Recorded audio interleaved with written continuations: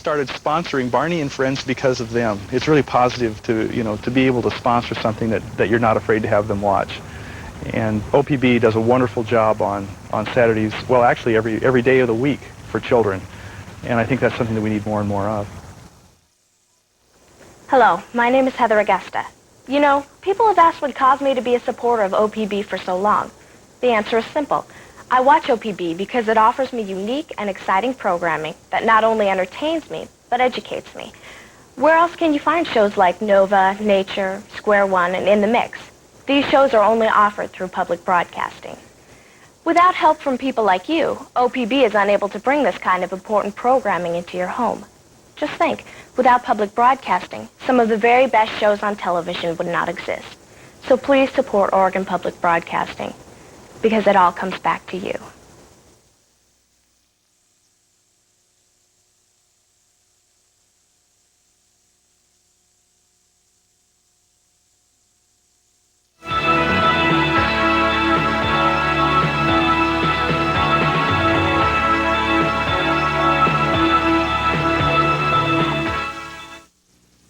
Funding for the MacNeil Lehrer NewsHour has been provided by ODS Health Plan, the group medical plan that meets the needs of more than 600,000 Oregonians by providing a broad range of medical and dental coverage and responsive service.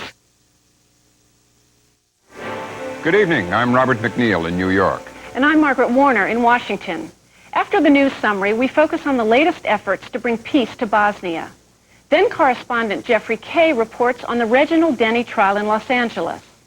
Major funding for the MacNeil Lehrer NewsHour has been provided by the Archer Daniels Midland Company, ADM, supermarket to the world. And by New York Life, yet another example of New York Life's wise investment philosophy. And by PepsiCo.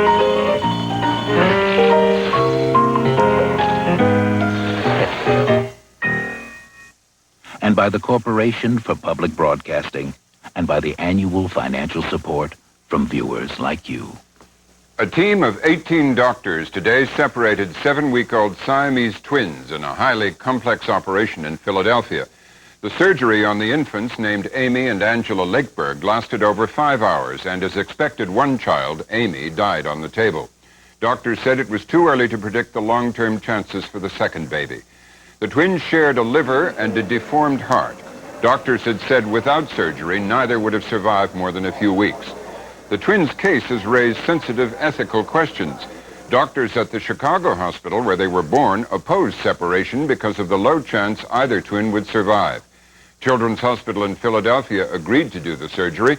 It also absorbed the hundreds of thousands of dollars it would cost because the parents, Kenneth and Retha Lakeberg, had no health insurance. Margaret? Police in Oklahoma have arrested a woman accused of shooting a doctor outside his abortion clinic in Wichita, Kansas. 37-year-old Rochelle Shannon, who is from Grants Pass, Oregon, was arrested as she tried to return a rental car at the Oklahoma City airport. She was charged with attempted murder in the shooting of Dr. George Tiller. Dr. Tiller was treated for minor wounds and was back at work today. His clinic has been a frequent target of anti-abortion protests. Activists on both sides of the abortion controversy condemned the shooting. Operation Rescue does not condone or endorse or support the kind of vigilante activity we saw in Wichita early yesterday evening. Operation Rescue has had over 72,000 arrests nationwide with not one conviction of an act of violence at a rescue activity. While the National Right to Life Committee was quick to condemn the act, Rescue America is basically saying it may teach him a lesson. And we know that all of the anti-abortion movement, as they continue to use rhetoric, calling abortion providers murderers and child killers, must take responsibility for the violent consequences that follow. This afternoon, White House spokeswoman Dee Dee Myers called the shooting reprehensible. She told reporters in Martha's Vineyard that the president remains committed to abortion rights and safe access to clinics. Abortion clinic representatives said today they plan to continue pressing the Justice Department for federal protection. In March, a Florida doctor was shot and killed outside a Pensacola clinic. and an anti-abortion activist was charged with the murder. Attorney General Janet Reno hasn't promised federal protection for clinics, but she has asked for legislation authorizing federal prosecution for such crimes. The bill is pending in Congress. Mediators at the Bosnian peace talks in Geneva offered a compromise proposal today and gave the three warring factions 10 days to respond to it. The Serb and Croat leaders indicated they would support the plan, which is aimed at resolving territorial disputes blocking a peace settlement. The Bosnian Muslim president said he was unhappy with the plan because it would reward Serbian ethnic cleansing of Muslim territory. The plan divides the country into three separate states, giving Muslims 31%, Serbs 52%, and Croats 17% of its territory. Croat forces blocked a UN aid convoy today from reaching Muslims in the southern Bosnian city of Mostar. Croats sealed off the Muslim section of the city after fierce fighting broke out there 2 months ago, and since then no aid has gotten through.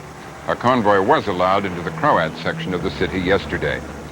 The UN Security Council met today to consider candidates for the Yugoslav War Crimes Tribunal.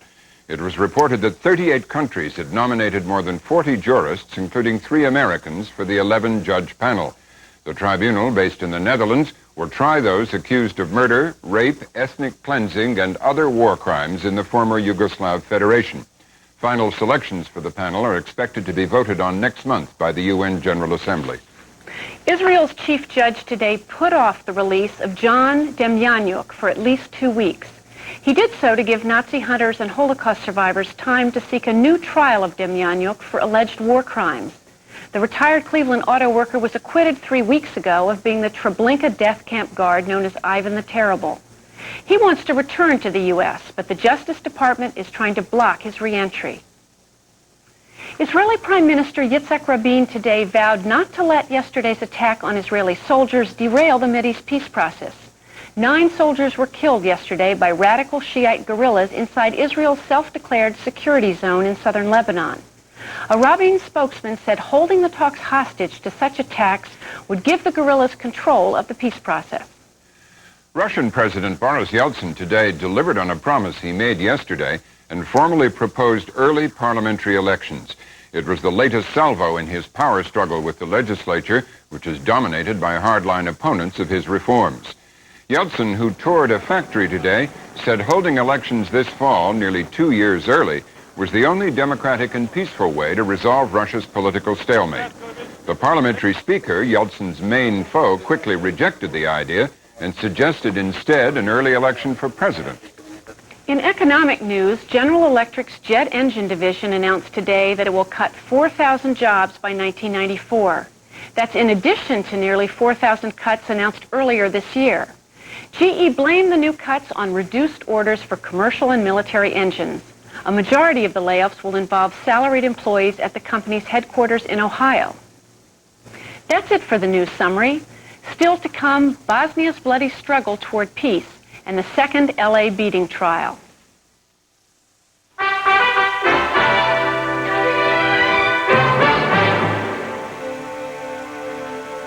We begin tonight with the Bosnia story.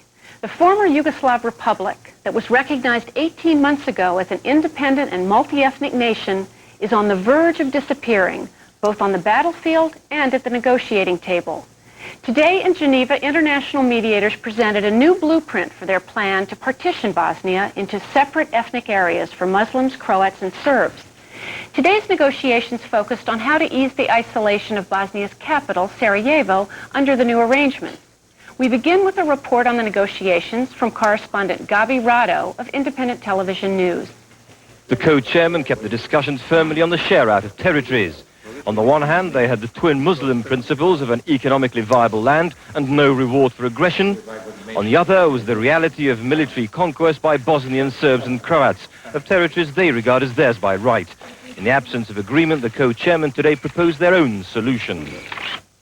Based on the constitutional and related documents already worked out and the discussions over the last 2 days, the co-chairmen have given the 3 sides a package containing the constitutional papers and a map reflecting the discussions that have taken place among the parties.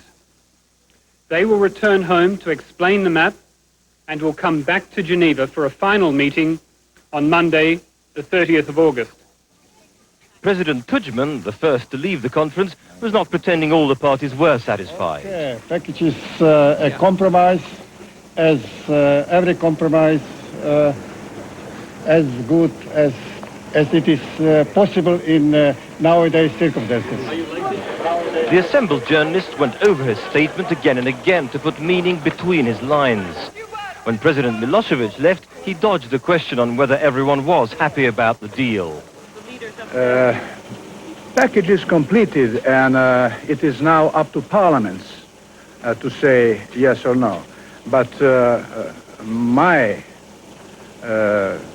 opinion is I'm really convinced that that package is an honest and fair solution, compromise, which is equally protecting interests of all three sides. By now, there was a frantic search among old and recent maps to put flesh on the package. The real map hadn't emerged, but the Bosnian Serb leader gave some hints. At the London conference, I have promised that Serbs are going to roll back some territory up to 20%. That's just about it. And I do hope next Monday, the 30th of July, would be the great day for the peoples, all of three peoples in Bosnia. He got the month wrong, but how much land would the Muslims get? Not less than 30%.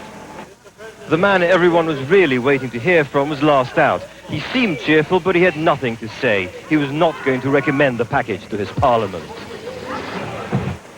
We have finished the current round of talks, and I have to say that we are not satisfied with what we've been offered.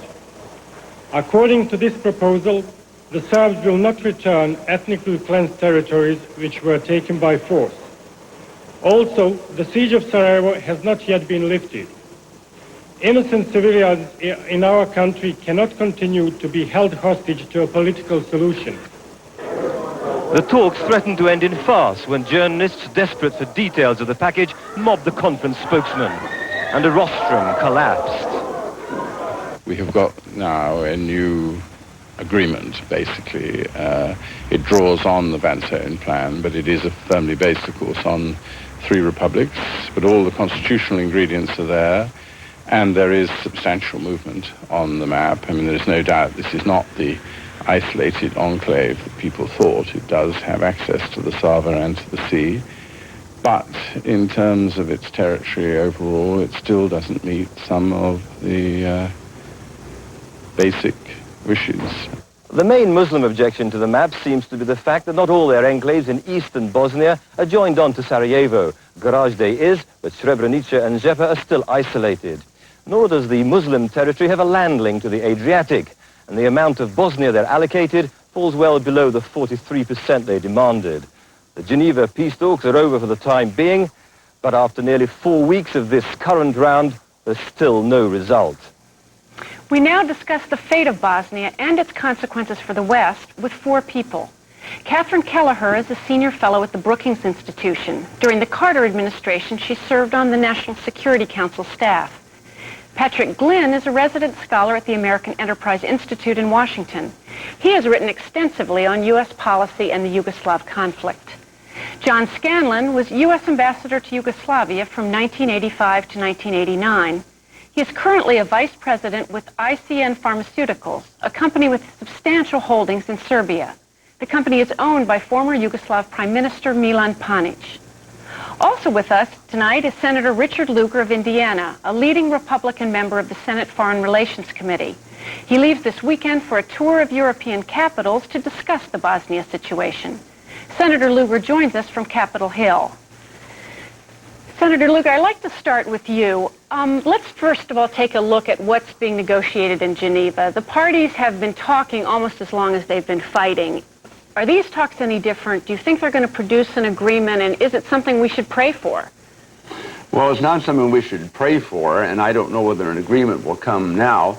I suspect that in the event there is not a further intervention by NATO under the UN auspices, or unilateral intervention by the United States, that the cards will be played out approximately as they now are, with the partitions as now suggested. And then I suspect the world will have to wait for what I think will be repercussions of this, namely massive starvation and privation for Bosnian Muslims that will still be penned up in very inaccessible situations, and furthermore, potential guerrilla warfare as the Bosnian Muslims resist at the margins, certainly maybe more wholesale as they have the ability, what is a very impossible situation for them territorially. I think that we're at a point in each one of these discussions in which conditions are always worse than the week or the month or the 3 months before when something might have occurred.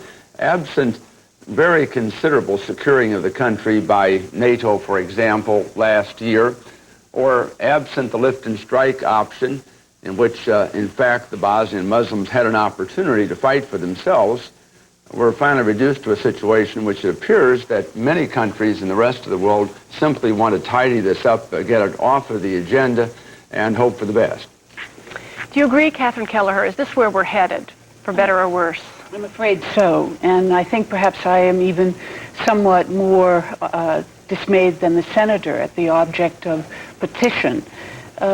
Remember the situation in the Middle East in the 1947-48 when partition was agreed on, but then implementing it was something else. One will have to deal with large movements of people who will be displaced from their homes despite the agreement to give them a chance to return to their homes.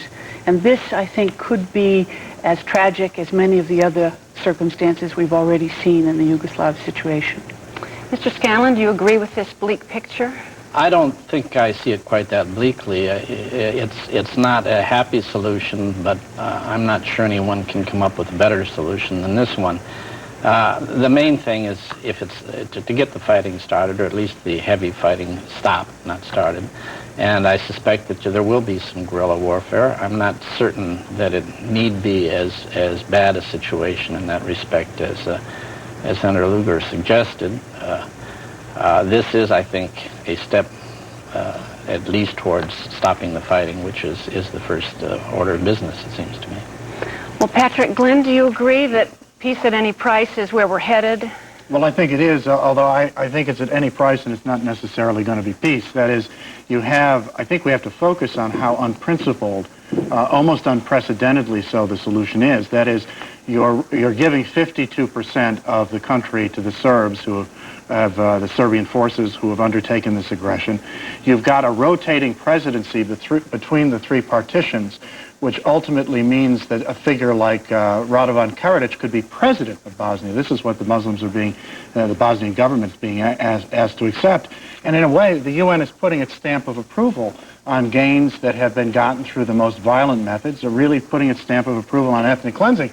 Now you say, having surrendered all of that, well, maybe in surrendering all of those things you get something for it, but I don't think you will.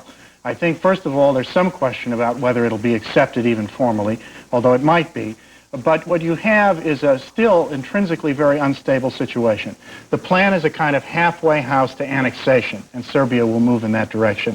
Whether the desire of the Serb forces to link up in areas where they're still split apart is going to express itself in military action is still unclear. And finally, I think that Senator Lugar is absolutely right. So many of the men now who are fighting in the Bosnian forces and underarmed have had families suffering so terribly, have lost their ancestral homes, that it's going to be virtually impossible to cool this situation down in the absence of a huge insertion of outside force in the form of peacekeepers or something of that sort. Senator Lugar, Patrick Glynn just raises an interesting point, which is, isn't this just a halfway house for the Serbs and Croats ultimately to annex their new portions to the countries of Serbia and Croatia? Do you think that's where it's probably headed, and would there be anything the West could do to stop it? Well, there are many things the West could do to stop it, but I would suspect that things are headed toward annexation, and I think our worst fears are, of course, that the Serbians may, in fact, start ethnically cleansing other places, that this is not the end of the trail, given this example. The principal thing I worried about, though, as Patrick Glynn touched upon in the last part of his statement, is that at some point, when you talk about peacekeepers, and Americans have been nominated by almost everybody else to be a part of that peacekeeping situation, and indeed we've said if all the parties agreed we would be, to put Americans in harm's way of what I believe will be protracted guerrilla warfare would be a very bad decision. Whatever might have been the objection to lift and strike, that was simply American cover of a rearming of the Bosnians to fight for themselves. That, I think, is still a preferred option. But to have Americans in harm's way trying to patrol a very unstable and dangerous peace, I think would be a very bad mistake. And I want to get into a real discussion of what the U.S. role will be, but let me ask you, Mr. Scanlon, do you think that the new Serbian area of Bosnia, or the new Serb area of Bosnia, and Serbia itself will not want to join together? Well, let's talk about everybody that's involved, Croatians and Serbs. After all, the problems right now on the ground over there involve Croatians. The same goes for the Croatians, yes. Of course. And I would... There are three parties to this conflict, and I suspect that you're going to have a lot of rancor for a long time. Nevertheless, I think the important thing is to stop the fighting. Senator Lugar, over a year ago, suggested that military intervention, right when the siege of Sarajevo first started, he was an advocate of military intervention. I think he was right at that point. I think up front it would have been a lot easier to lay down a marker. It's gone so far now that it would require massive military intervention. It would look like we're taking sides. In fact, we would be taking sides, and I think we would be making the matter much worse. So the alternative, it seems to me, is for the United Nations to do what it can, to make peace where it can, to help extend those areas as time goes by. There's no perfect solution, but any solution that stops the fighting in parts of the area and tries to extend those areas as rapidly as possible, I think, is the best possible solution we can have. Well, are we all agreed that if there is an agreement, it will trigger the promise made by Secretary of State Christopher in February on behalf of the President that the U.S. would put ground troops in there to help enforce it? Do you think there's any way the U.S. can get out of that commitment at this point? I don't think so, and I, for one, would argue that we shouldn't. I think we really have a continuing responsibility for whatever settlement is made. Not just we, however, other states as well. And I think this is going to be the difficult part. Given the planning that was in place even before this particular settlement was agreed on, one's talking about a large number of troops, and that means contributions from a number of countries. How large do you think? From your NSC experience. Well, it's always difficult to give a particular figure, and one's much easier with a range. But I believe General Shally, in his role as SACEUR in NATO, talked You're talking about the new chairman of the Joint Chiefs. Right. Yes. Who, in fact, talked about 60,000 as being the first phase that would be needed to, in fact, enforce the Vance-Owen settlement, which had much longer lines to patrol. But still, I think that's not a bad estimate of what would be required. I think, however, without that kind of commitment to, in fact, follow up on this settlement, I think that one could imagine a situation that would indeed be worse 6 months from now than it is even right now.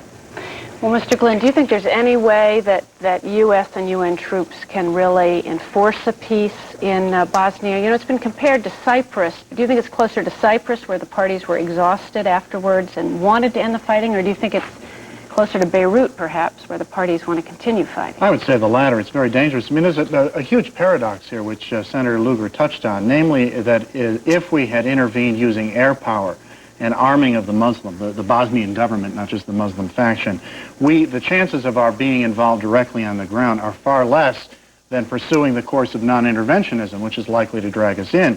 And I think that I pity the people, the forces, who are going to be injected into this situation.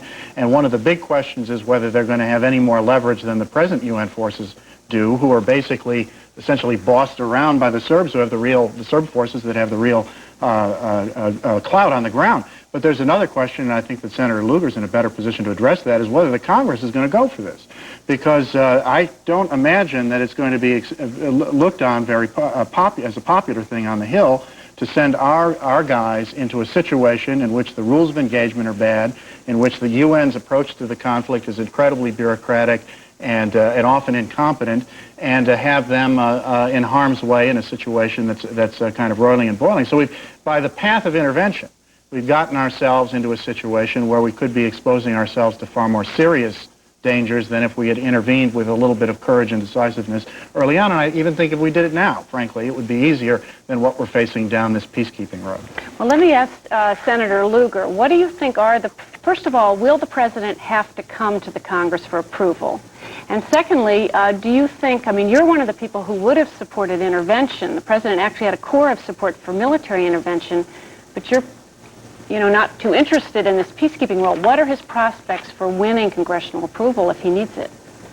Well, the president had better try to find out very shortly, because if commitments are being made by our Secretary of State or by anyone else, it seems to me that the Congress is very likely to take a dim view of that. The War Powers Resolution clearly pertains to sending Americans into harm's way. This is sending Americans into war. This is not peacekeeping. It's peacemaking and literally fighting people to maintain the peace. I think we need to get that point clear to the Europeans. I, for one, am very disappointed with our NATO allies who, by dragging their feet and terminally talking about the fact that intervention at almost any stage was impossible, inappropriate, or would put their people in harm's way, and that we ought to furnish 3,000 or 4,000 ground troops to show good faith, as Lord Owen suggested at one point. We need to get that argument straightened around. It isn't straightened around even as we sit here, and there is still at least a role to be played by our Secretary of State in getting a NATO position on this situation that is not simply drift. What is your, you are going to these European capitals leaving tonight, as we announced earlier. Is that what you're going to tell them? What is your mission? Well, clearly I will express that point of view, but I want to talk about NATO itself. I believe we have to redefine the mission statement of NATO into a so-called out-of area, which includes the Balkans, and it includes into the Middle East or Southern Europe. It may include more members.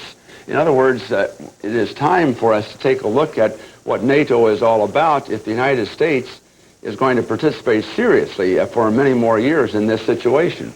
Well, that raises the question, of course, of the long-range implications of what's happened in Bosnia. First of all, if we just look at the Balkans, do you think, Mr. Scanlon, that the Serbs, either within the Kosovo province, which is, of course, the province within Serbia that is primarily Albanian, or that the Serbian leader, Mr. Milosevic, will take this as a green light to sort of increase what he's doing now, sort of quiet ethnic cleansing? Or do you think that's been overblown? I think it's been overblown, and I think we concentrate too narrowly on various pieces of real estate there. This is a big regional problem. In the Balkans right now, you have 3 million Serbs living outside the borders of Serbia, 1 million Croatians living outside the borders of Croatia, 3 million Hungarians living outside the borders of Hungary, and 2 million Albanians living outside the borders of Albania. All of these problems should be looked at together, and we should try to approach them regionally. We should tell the people there we expect them to approach them regionally. There's a problem of regional economic cooperation that should be addressed, that hasn't been addressed. And until you start working on these problems, you're just going to have a continual situation of little local guerrilla wars popping up here and there. I do not think, however, that there is an immediate danger of any spillover into Kosovo. And I'm delighted that we took the step we took of putting what I would refer to as a stopper force of American troops in northern Macedonia, which I've advocated for a long time. May I address this rules of engagement? I agree that the force should be at least 60,000. This is the peacekeeping force now back in Bosnia. You couldn't do it with less than 60,000. I'm convinced of that. But the rules of engagement should permit United Nations forces to respond with the full force of their firepower to any attacks upon them or any attacks in the areas where they're keeping the peace, regardless who provokes those attacks. And we have to be totally even-handed here and not get involved in taking sides. But we must, it seems to me, make a case for enforcement credibility, which has been lacking. And there again, I agree. The president cannot say that we will do something in this type of a situation and then later on find a reason not to do it, despite the fact that I agree with Senator Lugar. I don't like putting American troops in harm's way. Well, Mr. Glenn, what do you think are the implications for Western leadership in the Balkans or anywhere else? I mean, is this a situation that's really sui generis and is not going to have implications down the line, or do you think that U.S. and UN credibility and NATO credibility has been damaged? Yeah, we learned a lot in the 20th century in the couple world wars and the Cold War, and the one thing we learned is that you do not surrender to an aggressive dictator and then expect the problem to stop. I'm much more pessimistic than Ambassador Scanlon is about the situation, even in the Balkans. There are signs that Serbia is stepping up ethnic cleansing in Kosovo already. The international monitors that were there, the few of them have been kicked out. Ibrahim Rugova, who is the leading representative of the Albanians there, has recently been detained. It is moving up, and we don't know exactly at what level. It's certainly not very good for the Albanians there. But the broader thing is that we have surrendered the sort of principles that we laid down about the territorial integrity of Bosnia, the sacredness of democracy. This country really did arrive with a very good human rights record and democratic procedures. And we have surrendered here to a program of aggression, which is very clear. And the implications are global. I think you're already seeing signs in Russia of an echo of this. The Russians have been watching this situation very closely. Of course, Russia had a relationship with Serbia through much of modern history. The Russians now use terms like ethnic cleansing, describing the situation of Russians in Latvia. There have been a couple of Estonian towns where the dominantly Russian population has declared autonomy. And Yeltsin himself has, behind the scenes, offered some very bellicose warnings to these little states. Now, I'm not saying that the Estonians are totally maybe in the right here. I think that there's room for change. But the example that was set for other aggressors with an ethnic agenda of some kind here is very clear, that if they move fast and move resolutely, no one's really going to stop them. And I also think that because President Clinton was kind of half in and half out of this, saying it was important and saying it was unimportant, and Secretary of State Christopher the same way, I think the whole credibility of our deterrence, when we warn people and threaten things, has eroded. And this could affect us even in places like Asia, where our behavior when we're faced with a difficult conflict is watched very carefully. And if we seem to be weak, somebody may well test us. Mrs. Kelleher, do you agree, has the credibility of our deterrent been weakened here in a general sense? I'm really less concerned about specific follow-on and more concerned about what we're going to learn out of this crisis. I think that really the Clinton administration faced a situation in which there were few good solutions left. That what has to be learned is the lesson that wasn't clear to the Bush administration. Namely, if a crisis develops, the best way to deal with it is early decision about how important this crisis is, what the goals are, what the outcome is to be sought, and then steadfast, direct application of political and economic pressure from the outset towards that outcome, and perhaps even the consideration of whether it is worth the use of force. I think what we've seen, unfortunately, too much in the last 2 years is too little, too late, and in fact, the willingness to bluff when we ourselves hadn't made the basic decisions. And I think, certainly in terms of the discussions going on now within NATO, I think the kinds of discussions that Senator Lugar will lead while he's on his tour will go to the point of what is it that we have learned from this crisis, and how will we be better prepared in the next crisis to in fact act decisively and early to make sure that it doesn't reach this level of atrocity. Senator Lugar, she raises, of course, that all-important point that the U.S. deliberately let the Europeans lead here for a long time, and that it does go back to the Bush administration. What do you think are the long-range implications for U.S. leadership within Europe and within the NATO alliance? Well, it's very important that President Clinton take the opportunity of the December or January summit conference of NATO to set forward a bold program for reformation of NATO. I certainly support his doing that, and will be trying to be helpful in a bipartisan way for a very strong American stance. I hope other nations, Great Britain, France, Germany come to mind, will also be thinking along these lines constructively. We really have to have something that is a stopper before the next crisis comes, or even worse still, to contain the one that I think will continue to simmer, as we've been discussing it this evening. And Mr. Glenn, let me just end briefly with you. What do you think should be the lessons here for the United Nations? Well, I think that the United Nations really is only as effective as the members of the Security Council are effective, and we've seen that the Security Council is only as effective as the United States is resolute enough to know where it's going. We had a pretty good example during the Gulf War where we stood up, we took the lead, we had the help of Britain. At that time it was Margaret Thatcher. And in this instance, we've allowed the UN bureaucracy and to sort of go its own way, and the Security Council, and the result has been a total mess. Well, thank you very much, Mrs. Kelleher. Gentlemen, Senator Lugar, back to you, Robin.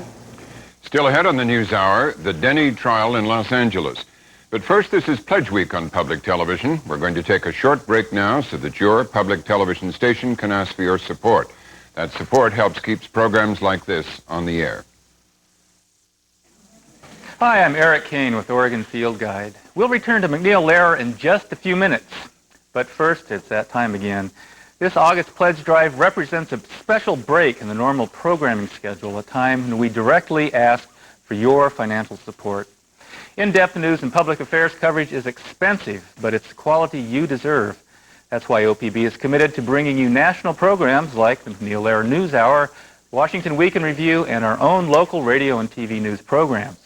But without your phone call, and it's awfully quiet in here right now, without your phone call, your contribution, our in-depth news coverage just wouldn't be possible.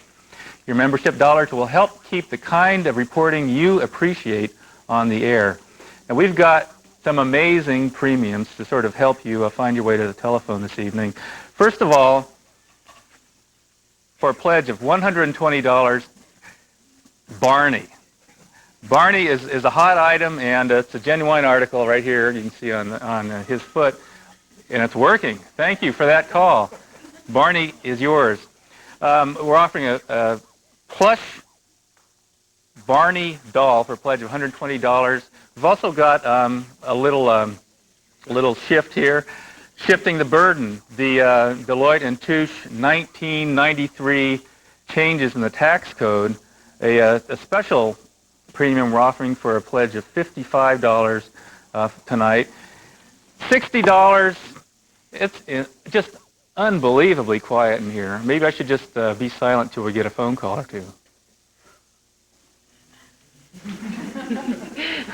Okay, I'll go on. If you can pledge $60, you can choose between my favorite, this Oregon Field Guide etched mug, or this popular OPB sunshade for your car. It's just a thing to help cool your auto during these dog days of August. Remember, if you're calling from Portland, the number is 245-2345. From anywhere else in our viewing area, all of Oregon and southern Washington, you can call toll-free. The number is 1-800-245-2346. Floyd? Thank you, Eric. I'm Floyd Smith, and I have a question to ask you. Are you new to the Northwest, perhaps just flew into the Portland airport, arrived with a U-Haul, moving van, or just drove across the Oregon border with restless kids, settled into a new home, a new job, a new life? Now really confirm your residency in Oregon with a membership to Oregon Public Broadcasting. What other American institution offers you the range and depth of cultural and educational programming and services provided by public television and by OPB? OPB is free and available statewide and in parts of southern Washington as well. OPB may be the only way many families see a concert or a play or another part of the world, in fact. With your support, OPB can put the best of the world's culture within just about everybody's reach. But the only way to access these benefits is to call us right now. Please do. We're offering you this Oregon Trail limited edition entertainment book for just a contribution of $75. Let me read a couple of the discounts. The Haines Steakhouse, $20 value on a meal. Semioti's, and the Haines Steakhouse, of course, in Baker City on the Oregon Trail. Semioti's in Pendleton, also on the Oregon Trail. Great steaks at Semioti's. This is jammed with these offerings. Not all of them out of town, many of them in Portland too, all across the Oregon Trail. If you're calling from Portland, the number here, 245-2345, or for your convenience, we have a toll-free number for pledges coming from anywhere in our viewing area. That's 1-800-245-2346. Hello, I'm Bill Moyers. For over 20 years, for a third of my life, Oregon Public Broadcasting has been bringing you exceptional programming like The Civil War, Sesame Street, great performances, Frontline, and, of course, Healing in the Mind. But we couldn't do this at Oregon Public Broadcasting without your support. You are the public in public broadcasting. Now, we need your support in the form of your moral commitment and your financial commitment to keep Oregon Public Broadcasting bringing you this outstanding programming that truly makes a difference in all of our lives. There's a number on the screen right now. That number is directly related to our need and your response.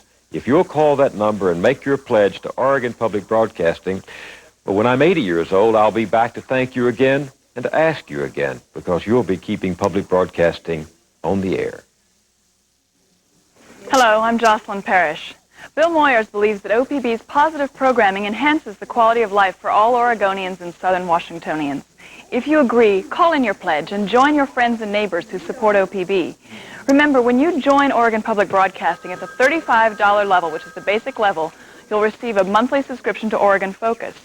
Each issue includes a program guide to the month's TV and radio broadcast schedule, plus many behind-the-camera insights about the programs and the people who make OPB so special.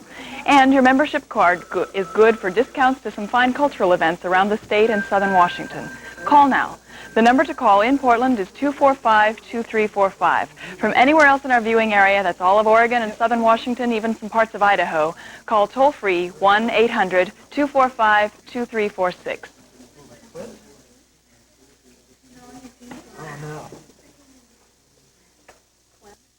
Hi, this is Larry DeHutt with DeHutt Construction in Portland, Oregon, encouraging you to subscribe to your OPB station, where we have MacNeil Lehrer, Wall Street Journal, fantastic station, and we need your subscriptions now. Thank you.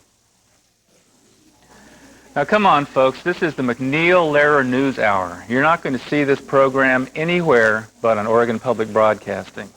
And we are Oregon Public Broadcasting, and we need your help to keep doing what we do. Now, if you're thinking about getting away for a day, we can help. Everyone who calls in tonight is entered into our prize drawing for a stay at Borea's Bed and Breakfast in Long Beach, Washington. Your accommodations include an overnight stay for two and a full breakfast with lots of homemade goodies. You don't have to pledge, but we don't mind if you do. So call now. The drawing takes place about 11 o'clock tonight, and the number to call, it's right there, and you should know it by now, 245-2345. From anywhere else in our viewing area, all of Oregon and Southern Washington, you can call toll-free 1-800-245-2346. Talk to one of our great phone volunteers from Farmers Insurance Group of Washington or the Ethics Corporation. There are people who ask, why do we need public television? With all the options viewers have these days, why do we need another one? Well, here's why. Only public television and OPB are available and free of charge to anyone who has a television set. If you have a TV set, you have access to the best science, nature, children's and arts programming, no matter what your income level. But to keep this service available to so many people, those who use it need to support it. So whatever your income level, whatever you can pledge, help keep the best in American television available to all Americans. Call us now. In Portland, call 245-2345. Elsewhere in Oregon and Southern Washington, wherever you're watching, call toll-free 1-800-245-2346. I'd like to thank everyone that's been calling. We've gotten actually quite a few phone calls here in the last couple of minutes, and it's very encouraging to hear. Thanks very much. For those of you that hadn't called yet, no reason to wait around. Let's get back now to more of the award-winning MacNeil Lehrer News Hour. Thank you.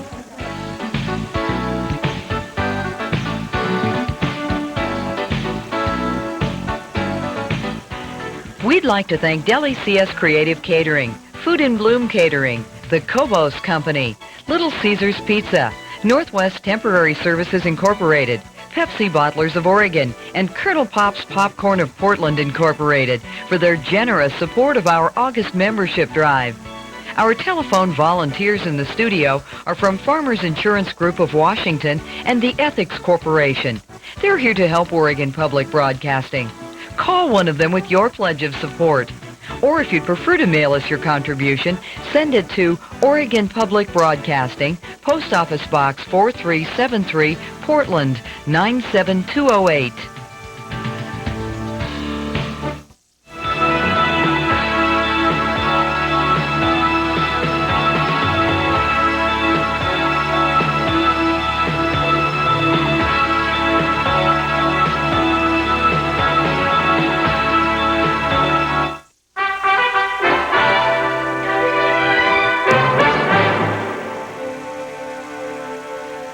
Next tonight, we focus on the trial of two black men charged with beating white truck driver Reginald Denny and others at the outset of the Los Angeles riots last year. The first witnesses will testify on Monday. Correspondent Jeffrey Kay of public television station KCET reports on the opening of the trial yesterday and concern in the black community. Defendants Damian Williams and Henry Watson are charged with randomly attacking 8 people when rioting broke out on April 29, 1992. We will see these victims here live in the courtroom, and they will tell you what happened to them at the intersection of Florence and Normandy Avenues in South Central Los Angeles. That intersection, like the date, is now part of our nation's history. In his opening statement yesterday, prosecutor Lawrence Morrison said he will prove the defendants assaulted unsuspecting and innocent people, including truck driver Reginald Denny, whom he said they attempted to murder. Morrison showed the jury graphic video freeze frames of what he called terrifying acts of violence, violence which occurred the afternoon that police officers were acquitted of state charges in the beating of Rodney King. In his statement, Williams' lawyer, Edie Fall, offered a defense strikingly similar to that of the officers in the King beating case. He claimed the pictures don't tell the whole story. The videotape that the prosecution will show you is not a true account of the events that took place at Florence and Normandy as they were taking place. Defense lawyers said their clients cannot be positively identified from the pictures, a contention disputed by the prosecution. Some black activists complain that Williams and Watson have been treated harshly because they are black. Judge John Alderkirk rejected a pretrial motion by the defense to dismiss the charges on the basis of alleged discriminatory prosecution. For many in the black community, this case has become a symbol of what they see as a long pattern of mistreatment by the criminal justice system, by the courts, and particularly by the police. In Los Angeles, if it's 4 black men in the car, you can't roll with 4 black men in the car because the police is going to pull you over. If they see 4 black heads in the car, they're going to pull you over. Does that happen to you? It doesn't happen to everybody. You just did a drive-by, you know? Say what? Either if they see 4 black males, females in the car, you stole it, or you just did a drive-by. It's always a robbery or something. They're going to pull you over and just going to say you done anything. It's been my experience that you can't have a whole lot of people saying one thing and there not be something there. And L.A. Police Sergeant Whit Pauley and Officer Maria Marquez work out of the 77th Street Station in an area where much of the 1992 rioting took place. You know, and I'm not saying that it's a perfect world or that we don't make mistakes, but I see it as a real movement where, for an example, we went on a radio call tonight and we detained 2 young black males, and I think they felt in their mind that it was completely inappropriate that the police officers stopped them and detained them and searched them for a gun. The incident cuts to the heart of the frequently heard complaints. Shots were fired during an attempted car theft. The gunman got away. Billy's saying that the suspects were male Hispanic and a white Toyota. Police quickly learned the suspects were male Hispanics. But even knowing that, they handcuffed 2 young black men. Y'all ain't got a search warrant, don't touch shit of mine. You know, why don't you just calm down, okay? Well, we don't know that, okay? And we're conducting an investigation. When we get down here, we'll explain everything to you, okay? Do you have identification, sir? I sure do. And where is it? In my pocket. Can I get it? One of the handcuffed men was a security guard. Why don't you go to somebody else now? Okay, let me tell you what happened here, okay? We got a call of shots being fired in progress. I mean, somebody's over here shooting. I know that. Okay? I know that. But still. Right. 2 houses east of the person that supposedly called the police. Turns out nobody around here called the police. And we get here and we see you, and we got a right to investigate it. We don't know what's going on. But you ain't got the right to handcuff nobody if nobody. Well, if you're going to cop an attitude and not cooperate, yeah. If We don't know. we ain't did nothing, I mean, Who's somebody that said we didn't do nothing? You guys didn't do anything. You. How do we know that? We don't know that until we're done investigating, right? If you know that about somebody else. You certainly knew, or at least officers at the scene knew, that the call had gone out about 4 Hispanic men who were driven off in a car. Yet the 2 people with cuffs on them were 2 young black men. Doesn't that speak volumes in terms of how they see their relationship? Well, in terms of having that information, that wasn't information that I had when I got out of the car. In my mind, I was thinking, well, we have these 2 people here who were at the location where supposedly the shots were being fired at. Chances are that they very easily could have been armed. So what did we do after we found out that there were male Hispanics? They were unhandcuffed. And I personally handcuffed one of them, and I apologized. Sorry. Which is kind of getting into our community-based police mode.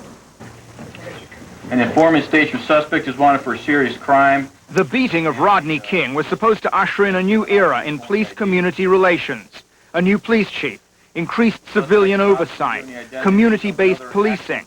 But young blacks especially say they have seen little progress. The first thing that Talisha Parham is 21 years old. She works summers as a youth counselor. She has strong feelings about the justice system. we don't have no justice. It's like, it's the black law and it's the white law. It's not really written down in book, but it's like everybody don't want to look at it like that, but it's like really, it's 2 different sets of laws, set for the black man and set for the white man. Talisha introduced us to her close friends. Just about all, it turned out, had been in trouble with the law, Talisha included. My grandmother told me the other day, you know what grandma said the other day? She said, I give you $100 right now if you can tell me one person you know ain't never been to jail. You know, I couldn't tell her nobody. I was like, damn. I said, my baby. My mama. Talisha and her friends describe themselves as former gang members. Do you think if you were the police, you would have reason to be suspicious about you? Man, you gotta be suspicious about everybody, right? You know what I'm saying? But just because you gotta be suspicious about them don't mean you have to treat them wrong. You know what I'm saying? Officials say they are well aware of the continuing complaints. As I've gone around the last many weeks talking to various community organizations and community leaders, one of the real concerns, particularly in the minority communities, is that there's not a full sense of trust of the department. Rabbi Gary Greenerbaum is the new president of the LA Police Commission, the civilian body responsible for overseeing the police department. Voter-enacted reforms give the commission more authority. At a recent meeting with Police Chief Willie Williams, commission members and their executive director discussed implementation of promised reforms. City operating funds are just not going to support the huge amount of dollars that are involved in trying to make some changes. In an interview, Williams admitted the pace of change has been slow. You have to understand between the federal trial, between the Denny trial, between the sentencing, and the worldwide publicity that was focused on the city of Los Angeles has been very difficult to move forward. We've been just trying to stop backsliding. So it's going to take a little while before a major change occurs here in LA. But it can occur and it will occur. Comparisons between the treatment of defendants in the King and Denny beating cases have created a deep schism in Los Angeles. 4 policemen were charged first with assault. 2 were convicted of federal civil rights violations. All remained free on bail. Bail for Denny defendants facing attempted murder charges is as high as $580,000. Prosecutors resent the comparison, saying police had the legal authority to use at least minimal force on King, while rioters beating motorists were completely out of bounds. In a recent jailhouse interview, defendant Williams proclaimed his innocence. I feel that I'm a scapegoat for the whole rebellion. The term rebellion is used commonly by those who believe the unrest was a political statement. April 29th is a further expression of people's unhappiness with many of the problems that perpetuate uneasiness within a community. And April 29th, it was like people were saying, I can't take any more of this. I won't take any more of this. That does not justify the beating of Reginald Denny.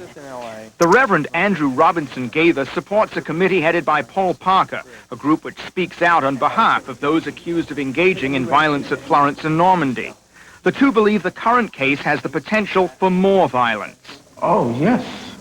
If these brothers are sent up the river, if these brothers are given the book or the possible life terms that now linger in front of us, I shiver to think how the community will respond. I feel it is going to be another uproar, as we call it, rebellion. Some put in the terms of a revolutionary sense, just like I say back in the days of the Boston Tea Party, it was revolution. I definitely feel it's going to be that way. It's going to be something, I don't know what, but It's not going to change. it's just going to be some raging fire, I believe. There will be. You know what I'm saying? What do you I mean, believe that. raging? Why? I mean, if there's no justice, yeah, there's going to be no peace. What does that mean? That means Just what it just says. what it says, no and peace. No justice, no peace. Police officers are aware of the potential for further violence. They hear it not just from disillusioned young people, but from constituents at a community meeting. We just have a question before you walk in. These people are supporters of the police, yet they too feel there is a double standard of justice and fear rioting after the trial. Their sentiments are a measure of the depth of frustration in this community. If they convict those young men and gave the officers the time that they did in jail, you can look for another riot that's going to be worse. You think so? I know so.